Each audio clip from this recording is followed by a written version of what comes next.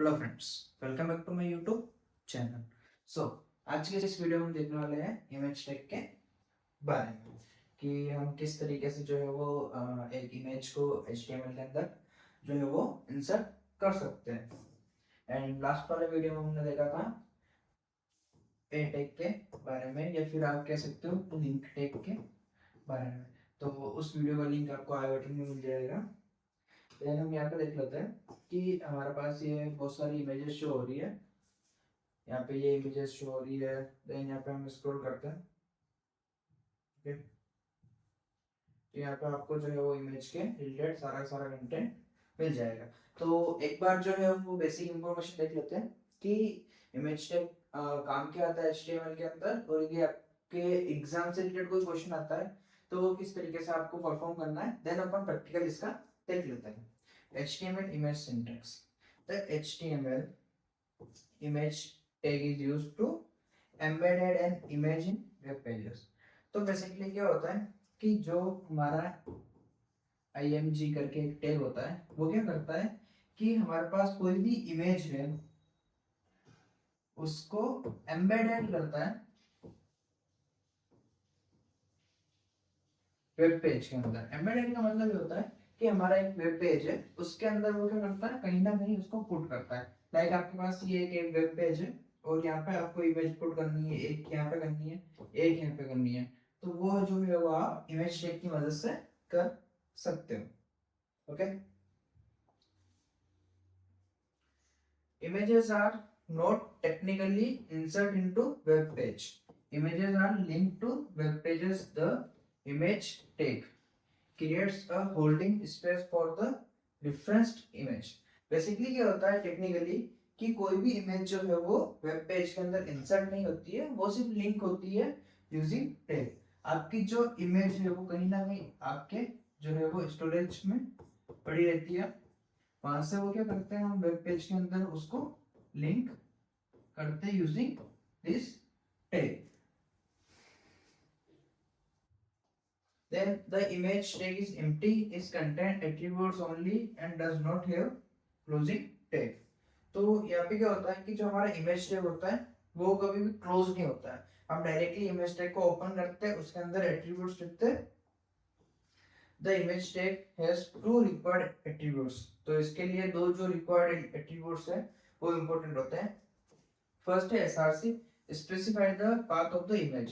तो इसमें क्या होता है कि हमारा जो इमेज का पाथ है वो हम यहाँ पे करते हैं। और अल्ट टैग स्पेसिफाई है ना, alternate text from the image. Okay, तो बेसिकली जो अल्ट होता है वो क्या काम आता है कि इफ केस यदि आपकी इमेज लोड नहीं होती है या फिर कुछ भी होता है तो जो आप अल्ट टैग में टेक्स्ट दोगे वो आपको शो करेगा। एंड ये आपके एसईओ से भी बहुत ज्यादा वर्क करता है कि जब आप एसईओ करते हो तो आप क्या है कि अपने इमेज का यूआरएल डाल रखा है जैसे लाइक abcdef.jpg। तो यहाँ इस नेम से क्या है कि कोई भी सर्च इंजन लाइक जैसे गूगल है, बिंग है, वो क्या है कि समझ नहीं पाएगा। तो उसके लिए अपन क्या करते हैं, अल्ट टैग यूज करते हैं। वहां पे अपन उसको जो है प्रॉपर इमेज का एक डिस्क्रिप्शन देते हैं कि ये जो इमेज है वो हमारे जैसे लाइक कि HTML चैप्टर 10 की इमेज है। तो वो जो है वो अल्ट टैग प्रॉपरली डिस्क्राइब करता है उस इमेज का डिस्क्रिप्शन। डन। यहाँ पे हम सिंटैक्स देख लेते हैं। तो यहाँ पे आप देखोगे कि हमारा इमेज टैग चालू हो रहा है। देन यहाँ पे सोर्स है, सोर्स के अंदर यूआरएल पेस्ट करेंगे अल्ट टैग के अंदर हम अल्टरनेट टेक्स्ट जो है वो पेस्ट करेंगे। द एसआरसी एट्रीब्यूट्स जो हम ऑलरेडी पढ़ चुके हैं। डन। इसका जो है हम एक लाइव एग्जांपल कर लेते हैं हमारे VS कोड के अंदर। तो हम चलते हैं हमारे VS कोड के अंदर।